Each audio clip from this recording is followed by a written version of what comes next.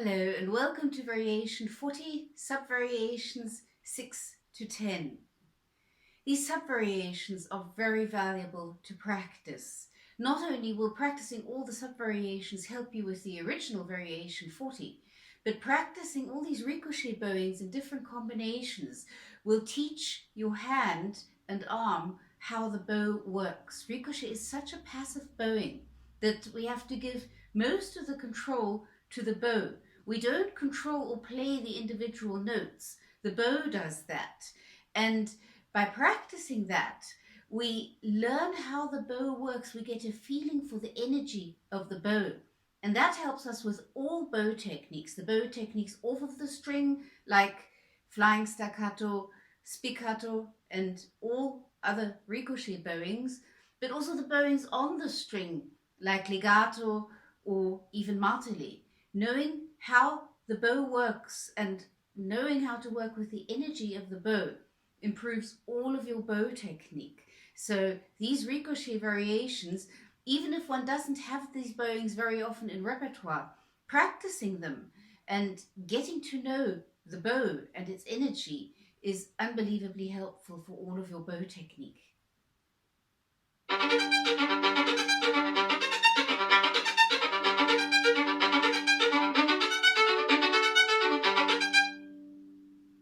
Subvariation 6 you can already do from subvariation 4. It's just now we only have the ricochet. And it's actually less challenging to only do the ricochet than to combine it with sautille because you're doing the same thing all the time. The movement is done with the whole arm. So you have to be careful that you don't tense up somewhere here in your hand and fingers, and also keep your shoulder and upper arm relaxed, because like I mentioned before, we need to make very small micro adjustments when we follow what the bow is doing. This is a very passive bowing, so our hand is more a passenger than it is a driver in passive bowings like this. But that means that it has to, in a way, follow what the bow is doing with very small micro adjustments, which we don't do consciously. And that's only possible if the hand is relaxed and flexible. Start slowly.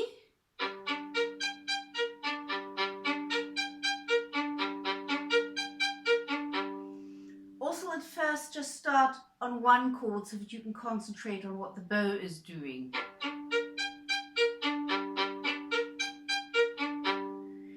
And feel that your shoulder and your arm is relaxed, and also your hand, and feel how it's reacting to what the bow is doing. The bow bounces on its own. Important for all bouncing bowings, not just ricochet, is to hold the violin up. If you hold the violin too low, then gravity will pull the bow towards the fingerboard, and we have to constantly work against that, and that inhibits the bouncing of the bow. That makes it more difficult. So if your ricochet is not working and you're having problems and you're not sure why, try out if holding the scroll of the violin a little bit higher, if that just solves the problem.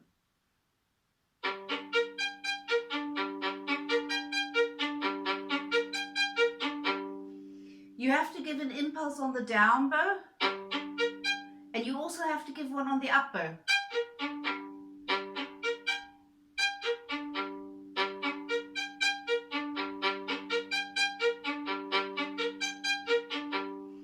Speed it up very gradually.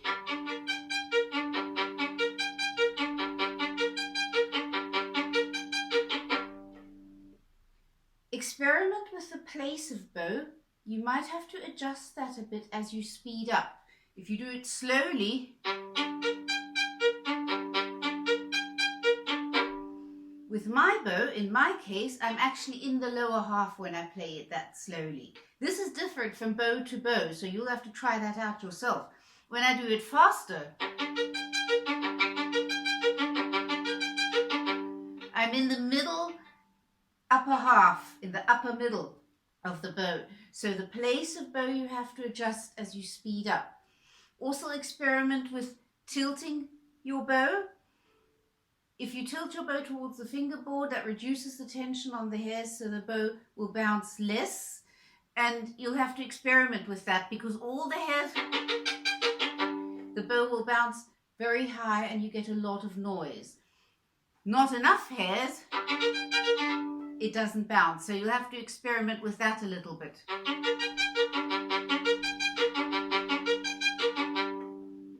Always make sure your hand is relaxed, and also experiment with how much bow to use. If you go faster, you'll have to use a bit less bow. But even there, you'll have to experiment yourself, because too much bow will be messy, and not enough bow will stop the bow from bouncing. It's a flowing movement which you're doing with your arm, and the bow is bouncing underneath that movement that you're doing with your arm. So again, you'll have to experiment with all these proportions yourself, because they are different for every player, and they certainly are different with every bow.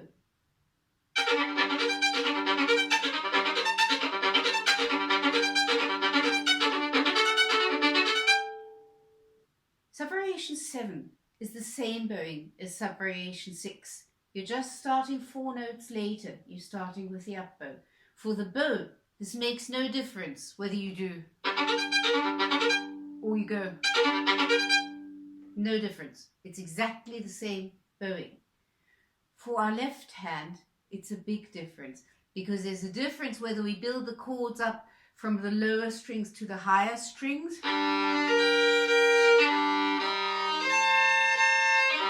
or whether we build it up from the higher strings to the lower strings.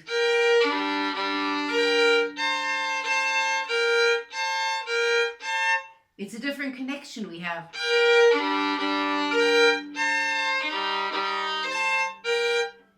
So that's why it's so important when you're practicing the chords and teaching your left hand how to play the chords, and you're practicing them in slurred double stops, to also practice them starting from the higher strings.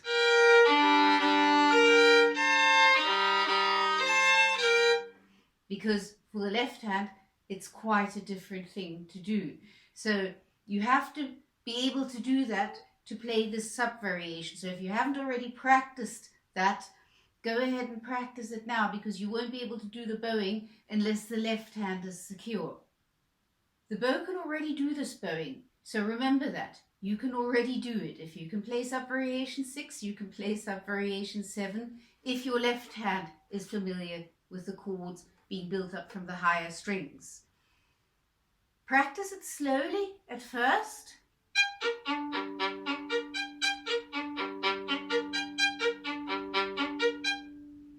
Give an impulse on the up bow and on the down bow.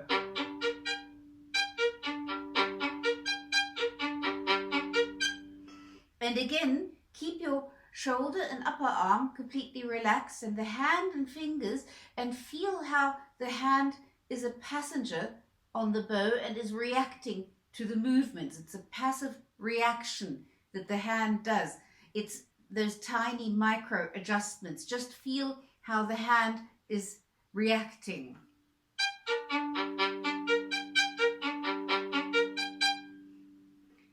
Feel how the bouncing of the bow is, you can sense it in your hand. That's how you feel these reactions. The bow bounces on its own. Just like in sub-variation 6, you'll have to experiment with all the proportions.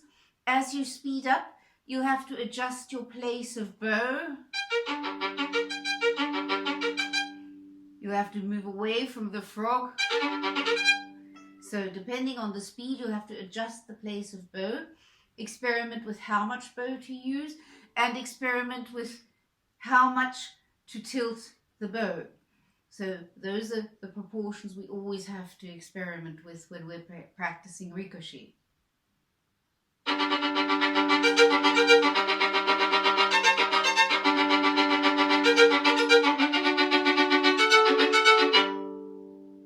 In sub-variation 8, we're combining sautille with ricochet again, but now we have it in double stops. Start with the ricochet and start slowly. Make it as easy as possible for yourself, because this in double stops changes the proportions.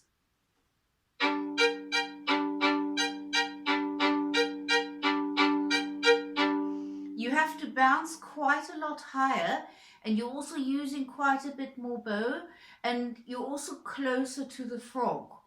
How much is again something you have to experiment with, because that changes with every bow and it's different for every player anyway. So start very slowly.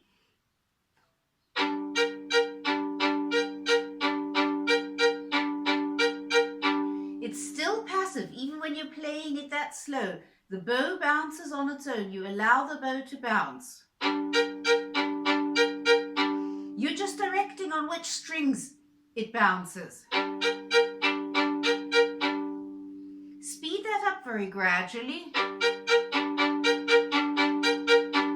Make sure you stay relaxed in your hand, in your shoulder and upper arm of course as well, but in your hand is particularly important because one's likely to tense up there because the movement is bigger now that we're bouncing higher and we're in double stops. So the tendency of tensing up is greater in this sub-variation. So you have to be very careful that you stay relaxed, particularly as you speed this up.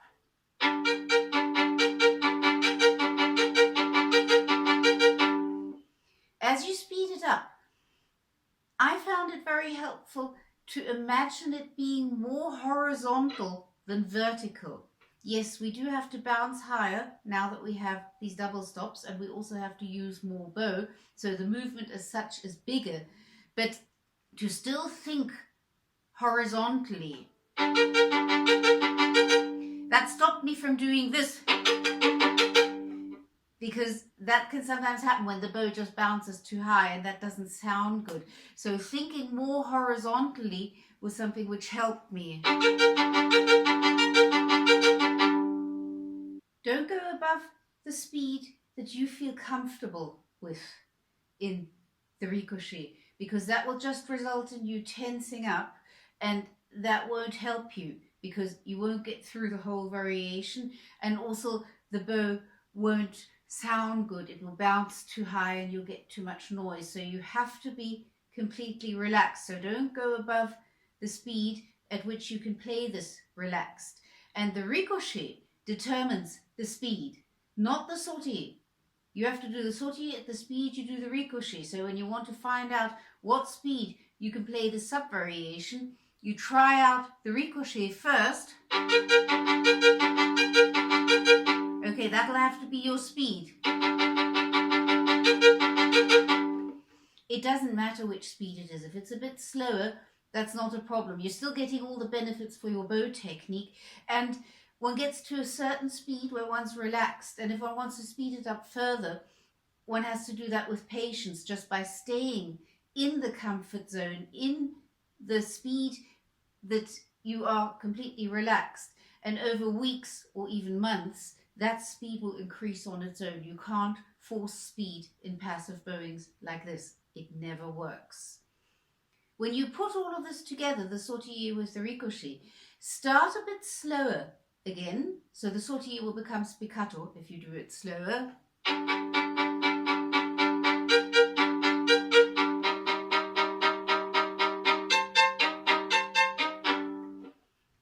And as you speed it up, remember you have to adjust the place of bow. As you speed it up, you have to move away from the frog.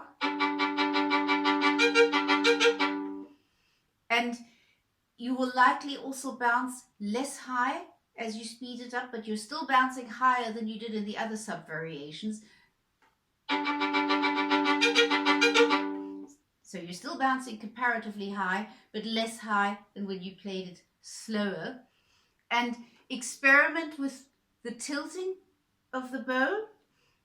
If you don't tilt it at all,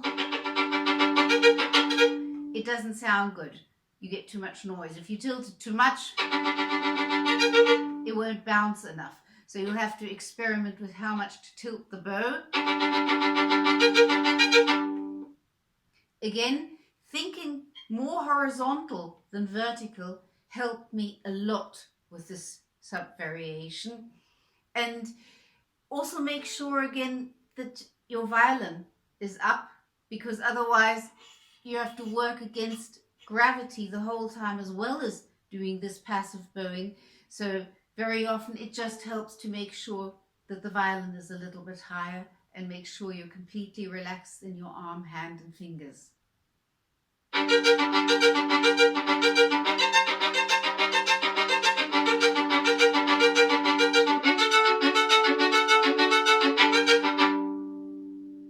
The bowing of sub-variation 9 you can already do, because we just worked at it in sub-variation 8. You built it up slowly and you experimented with all the proportions. It's again more in the lower half and you need to bounce a little bit higher and you're using a bit more bow, so the movement altogether is bigger.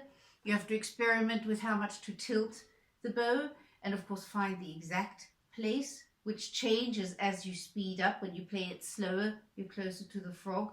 If you play it faster, you're a little bit further away from the frog. So the bowing you can already do. The challenge in this sub-variation is to keep going throughout the whole variation, because the tendency of tensing up in sub-variation 9 is even greater than in sub-variation 8. In sub-variation 8, you have the sautille in between, which helps relax. Here you have the same movement the whole time and it's quite a big movement that we're doing. So the biggest problem in sub-variation 9 is that one tenses up somewhere and then it doesn't work anymore. One literally gets stuck. So that's what one has to work on. First of all, of course, don't play it at a speed which is higher than you feel comfortable with, whatever that speed is, even if it's slow. That's fine. You're still getting the benefits for your bow technique, and over a period of several months, you will notice that that speed will increase on its own. So don't go above a speed at which you feel relaxed and comfortable. The other thing which you can do when you're playing it through is to take a break every second bar.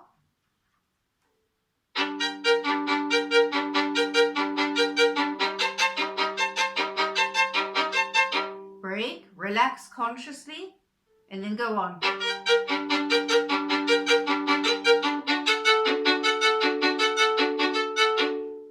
Break, relax consciously. Very important is at first to take quite a long break to really relax consciously. Make your whole arm, hand and fingers relax very, very consciously.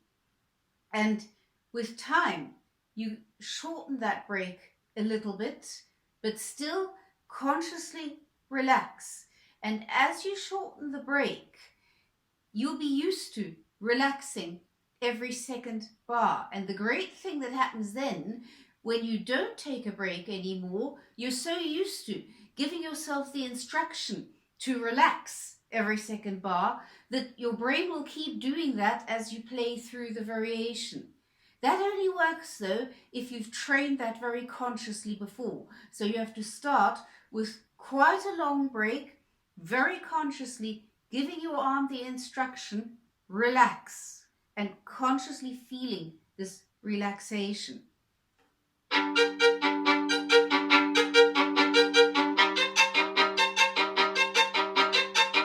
Relax, feeling it, and then you go on. So the more conscious you do this at first, and also as you gradually shorten the breaks, still very consciously give yourself the instruction to relax, then that will become automatic and your brain will give the instruction into your arm to relax every second bar. So that will help you get through this sub-variation.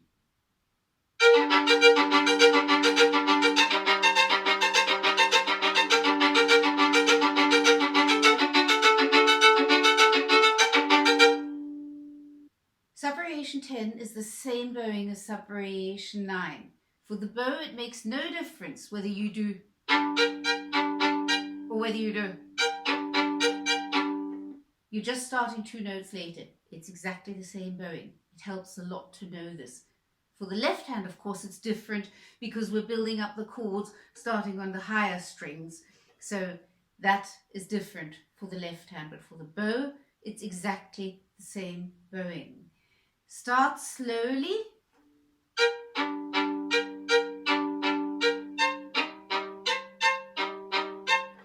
And notice how the bow bounces on its own. Your hand is more of a passenger, passively reacting to what the bow is doing. When you're practicing this slowly, you can feel that very well in your hand.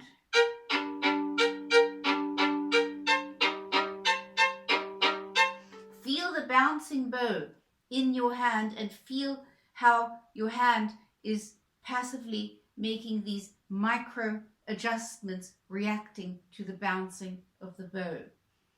You'll have to again, of course, experiment with all the proportions. When you play this slower, you're bouncing higher and you're closer to the frog.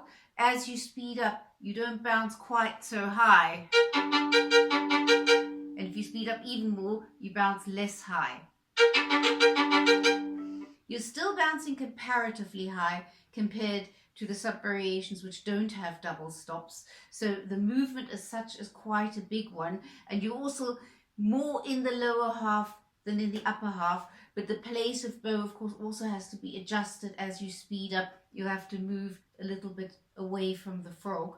You have to also again experiment with how much you tilt your bow. And also make sure you're completely relaxed in your arm, hand and fingers so that your hand and fingers can make those passive micro adjustments. And like with sub-variation 9, it can be very helpful to practice taking a break after every second bar.